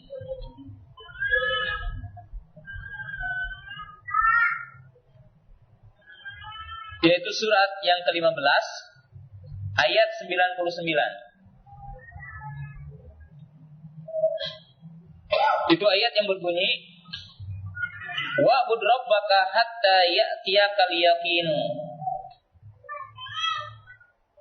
Sembahlah Rabbmu, beribadahlah kepada Rabbmu, mengabdilah engkau kepada Rabbmu sehingga datang kepadamu al-yaqin, keyakinan. Maka mereka menerjemahkan bahwa kita melakukan ibadah kepada Allah, saum, sholat, dan yang lainnya, selama kita belum yakin. Kalau udah ma'rifat, hakikat, tidak usahlah kita melaksanakan perintah-perintah Allah. Maka ini keliru dari sisi metode penafsiran Quran. Yang kedua juga bertentangan dengan kenyataan. Jadi kita jelaskan, ijma ulama tafsir ketika menerjemahkan ayat ini, wa'bud rabbaka hatta ya'tiyal al-yaqin. Qala al-yaqinu yani al-maut. Bahwa para ulama telah ijma, para ulama tafsir telah ijma, sembahlah Rabbmu, beribadahlah kepada Rabbmu sampai datang kepadamu al-yaqin. Maka yang dimaksud dengan al-yaqin ay al-maut. Kenapa? Sebab setelah datang kematian, tidak akan ada lagi manusia yang bisa untuk mengingkari kepada ayat-ayat Allah. Tidak ada lagi manusia yang bisa menentang kepada hujah-hujah Allah, mendustakan hujah-hujah Allah Ta'ala.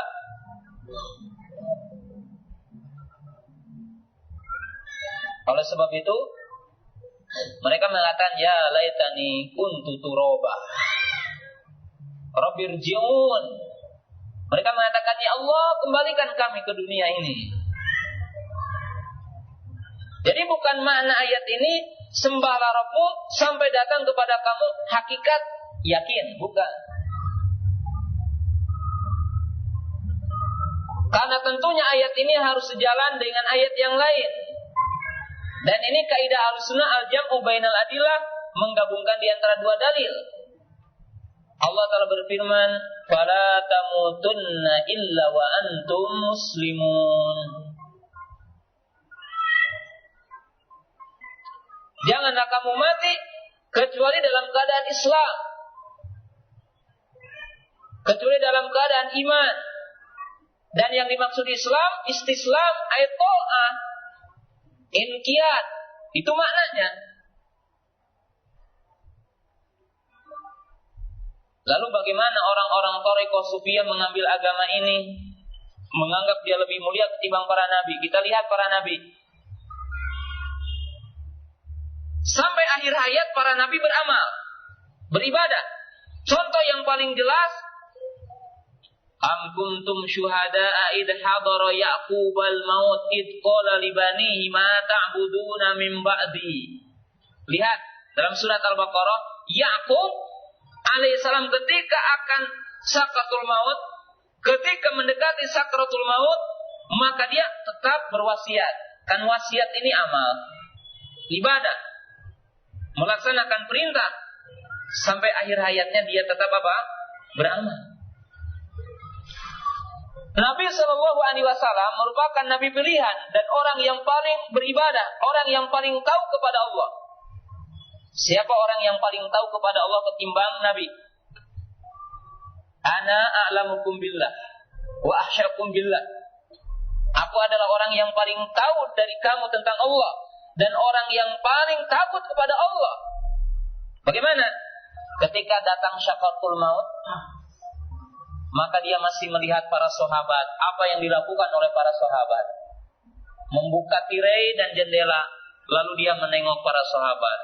Ketika para sahabat pada sholat, maka kelihatan muka Rasulullah SAW yang tadinya pucat bersih, gembira. Kenapa? Di akhir hayatnya dia masih tetap mengarahkan para sahabat. Nah, coba kita pahami ayat hadis. Lakinu mautakum la ilaha illallah. Hatta akhir hayat tetap kita diajarkan amal apa? Mengucapkan kalimat. Ini kan amal. Makanya oleh para ulama dikatakan orang yang memiliki pemahaman seperti ini, orang yang mengatakan kalau sampai yakin, itu adalah tidak wajib lagi melaksanakan perintah Allah, tidak lagi wajib meninggalkan larangan Allah, adalah ajhalu min himari ahlihi. Jadi para ulama mengatakan, bukan saya yang mengatakan, saya cuma menukil, dia lebih bodoh ketimbang keledai piaraannya. Bagaimana dengan hadis lakinu mautakum la ilaha illallah? Hatta ketika orang itu apa? Sakratul maut, maka amal yang terakhir, kalimat yang terakhir ini amal qaul adalah kalimat la ilaha illallah, menunjukkan amal. Tidak ada batasan bahwa ketika udah sampai ini tidak lagi perintahkan. Dan ini juga sangat lucu, ada dalam sebuah kisah tentang orang-orang yang mengatakan bahwa sholat ini bagi orang awam. Bagi orang yang telah alim ya tidak ada lagi sholat. Ya homer ini haram bagi siapa? Orang awam. Bagi orang alim tidak haram lagi. Zina bagi orang awam saja haram, ini bagi orang alim tidak haram. Sehingga ada kisah seorang syekh sufi ya. Gimana? Dia berzina dengan seekor keledai.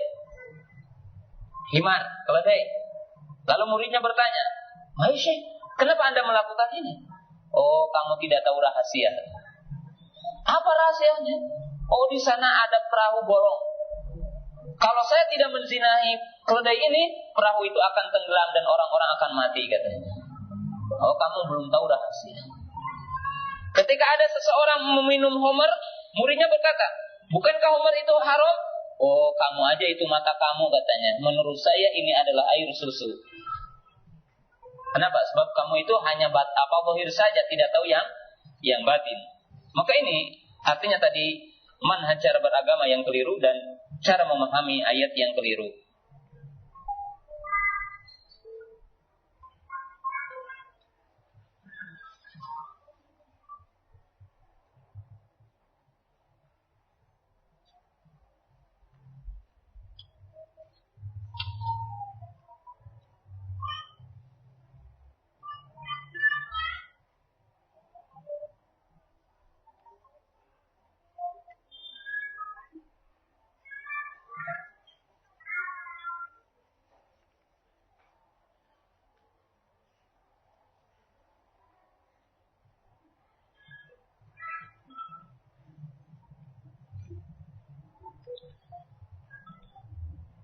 Ini pertanyaan yang kemarin ya. Jenis futur apa yang masih dibolehkan menurut sunnah? Futur yang berbahaya adalah apabila seseorang futur masuk kepada salah satu di antara yang tiga yang paling kokoh. Barang siapa yang futurnya sampai terjerumus kepada kufur, barang siapa yang futurnya terjerumus sampai kepada bidah, dan barang siapa yang futurnya sampai kepada maksiat, maka dia celaka. Jadi orang itu apa? Celaka. Sebab ikhwat iman yang dirahmati Allah Ta'ala, saya mengisahkan satu kisah yang dikisahkan oleh salah seorang murid Syekh Albani rahimahullah Ta'ala. Ada seseorang yang berawal dari jamaah takfir, satu jamaah yang dia senantiasa mengkafirkan orang. Asal tidak sependapat dengannya maka dikafirkan. Sampai satu ketika dia dipenjara. Tetapi setelah itu dia menjadi seorang ateis. Jadi setelah itu dia menjadi seorang ateis, tidak beragama setelah itu. Kenapa? Karena buruk, berlebihan. Dan ini apa? Berbahaya. Terkadang orang di dalam perkara-perkara senantiasa dia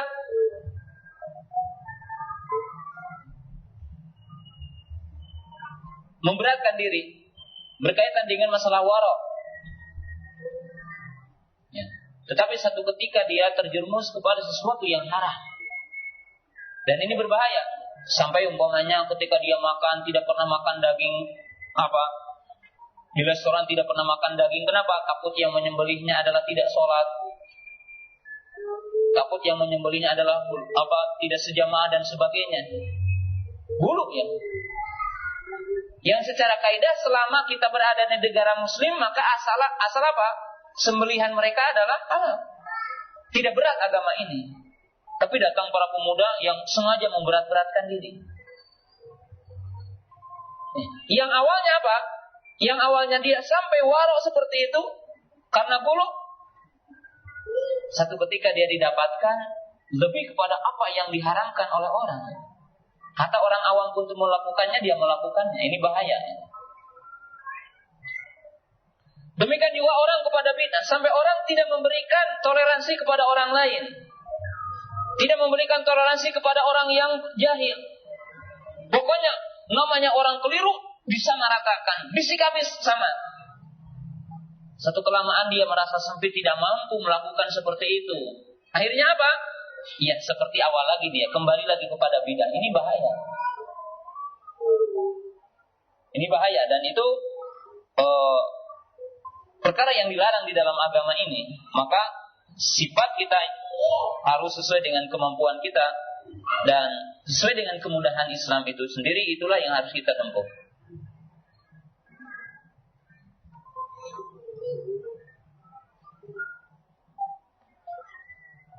Pelaku bid'ah diusir dari haud Rasulullah SAW. Mungkinkah mereka belum pernah mendengar, mengetahui sunnah? Ya. Kaum muslimin yang dirahmati Allah Ta'ala, ya. Urusan apakah orang yang tidak tahu diberikan apa? Diberikan toleransi oleh Allah Ta'ala atau tidak, itu adalah hak Allah Ta'ala. Adapun kita kewajibannya wajib untuk menjelaskan bahwa orang yang terjerumus kepada bidah itu punya darajat dan setiap darajatnya adalah berbeda-beda. Pertama, orang yang membuatnya, orang yang membikinnya, maka dia akan memikul dosa dari dirinya sendiri dan akan memikul dosa dari orang yang mengikutinya. Poin pertama. Jadi orang yang membuat bidah, membuat bidah sebagai pendirinya, sebagai orang yang mengadakannya, maka dia akan memikul dosa dan dari orang-orang yang mengikutinya. Yang kedua adalah orang yang melakukan bid'ah karena dia menempuh dan mengikuti cara yang keliru, mengikuti manhaj yang keliru. Dan mereka ta'assub kepada para pendahulunya. maka mereka disamakan dengan poin yang pertama, walaupun derajatnya sedikit berbeda. Yang ketiga adalah orang-orang yang terjerumus kepada bid'ah karena ketidaktahuan. Maka ini pun ada dua kelompok. Kelompok yang pertama, ada orang-orang yang berusaha mempelajari agama ini dan mengerahkan kemampuannya untuk mempelajari agama ini, tetapi dalam sebagian masalah agamanya terjerumus kepada sebagian bid'ah dengan sebab kejahilannya. Maka di sini ikhwatu iman yang dirahmati Allah Ta'ala, Allah akan memberikan udzur kepadanya, akan memberikan toleransi dan maaf kepadanya secara dalil Quran dan Sunnah. Sedangkan kelompok yang kedua adalah orang-orang yang terjerumus kepada penyimpangan kesesatan di adamul himmah ala thalabul ilmi, disebabkan memang orangnya tidak mau belajar, tidak ada ghirah untuk belajar, tidak mau belajar, tidak menggunakan kesempatan untuk belajar. Maka kaum muslimin yang dirahmati Allah Ta'ala, para ulama mengatakan seandainya dia mendapatkan toleransi karena kebodohannya, maka dia tetap berdosa karena tidak mau belajarnya.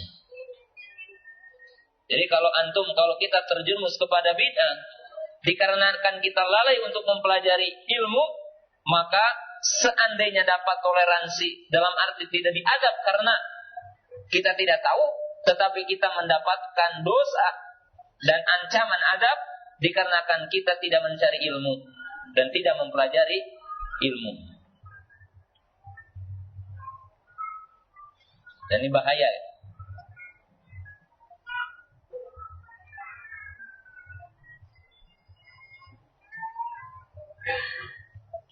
Ini pertanyaan bagus. Bagaimana sikap kita kepada orang-orang yang mengaku ahlu sunnah tetapi akhlaknya masih sering mengganggu saudaranya? Ya, sebagaimana kita muslim, orang Islam, ada ya orang Islam yang mengamalkan Islamnya secara benar, ada orang Islam yang juga akhlaknya buruk. Demikian juga ahlu sunnah. Walaupun kita harus memahami dua sisi. Sisi yang pertama, sejelek-jelek ahlu sunnah, maka dia tetap lebih baik di antara seluruh umat yang ada ini. Ini harus jadi catatan.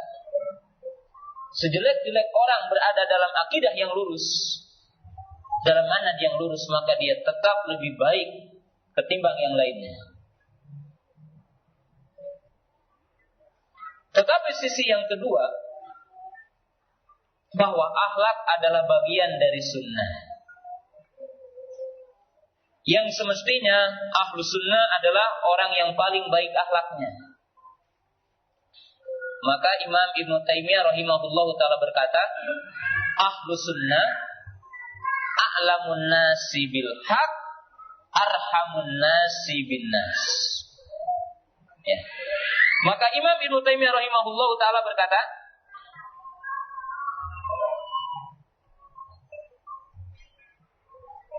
ahlu sunnah adalah orang yang paling tahu, yang paling luas ilmu, dan orang yang paling lemah lembut, orang yang paling kasih sayang dengan sesama manusia. Jelas, ilmunya luas, pemahamannya benar, dan akhlaknya mulia. Dan sebagai akhir sebelum kita berwudu, karena mungkin 10 menit lagi ya, untuk persiapan kita berwudu sholat zuhur ya, bahwa kita lihat ya kepada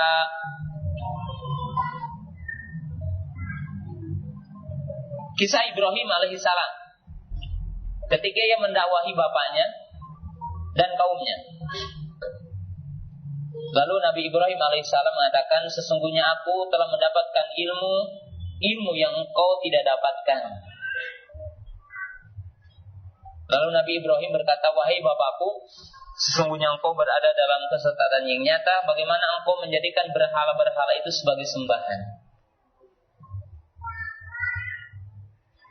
Lalu bapaknya Nabi Ibrahim berkata kepada Ibrahim alaihissalam, demi Allah, bahwa aku akan meranjammu, dan demi Allah, aku akan mengusirmu.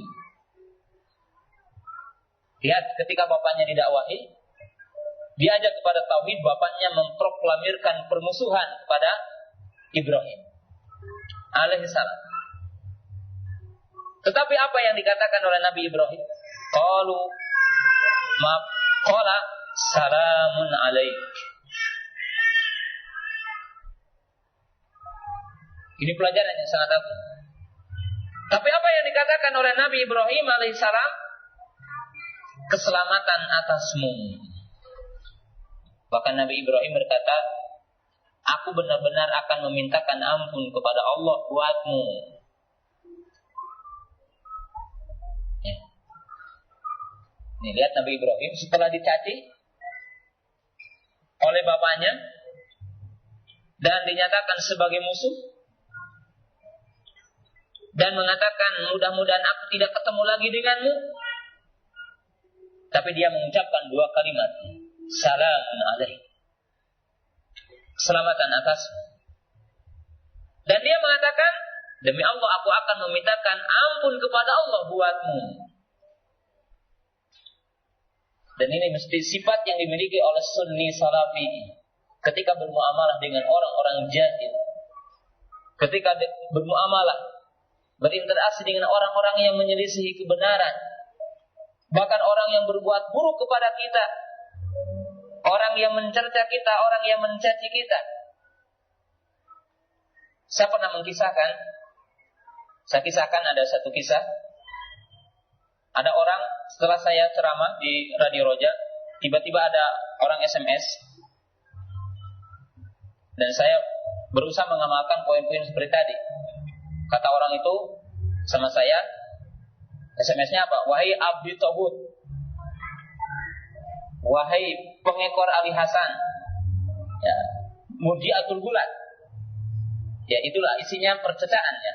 Karena kita dianggap adalah abdinya tauhid. Lalu saya menjawab, alhamdulillah antum masih suka mendengarkan ceramah saya. Mudah-mudahan antum berubah dengan sebab mendengarkan ceramah saya.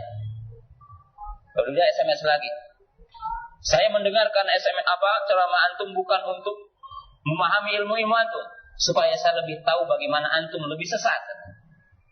Saya jawab lagi, kata saya, ya mudah-mudahan antum bisa berubah. Hati antum bisa berubah kalau mendengar terus. Jangankan hati antum, batu yang keras pun kena air bisa ada bekasnya. Lalu dia SMS lagi sama saya. Dia mengatakan, ya, oh hey, kamu jangan seperti seorang petinju berada di ring sendirian, menang sendiri. Ayo kamu debat dengan guru saya. Saya tanya, guru antum siapa? Lalu dia kata, guru saya Aman Abdurrahman. Lalu saya jawab, oh Aman Abdurrahman, murid saya itu. Setelah itu dia selesai, tidak lagi SMS. Jadi ikhwatul iman yang dirahmati Allah Ta'ala, ya ada ghadab, kita menahan marah bersama orang yang menyelisih dan mencaci, itu adalah terkadang membawakan satu perkara yang sangat baik ujungnya. Ikhwatul iman yang dirahmati Allah Ta'ala, sampai di sini dulu kita, dan insya Allah pada duhur kita lanjutkan kembali. Subhanakallahumma wa bihamdika, asyhadu an la ilaha illa anta, astaghfiruka wa atubu ilaik. Assalamualaikum warahmatullahi wabarakatuh.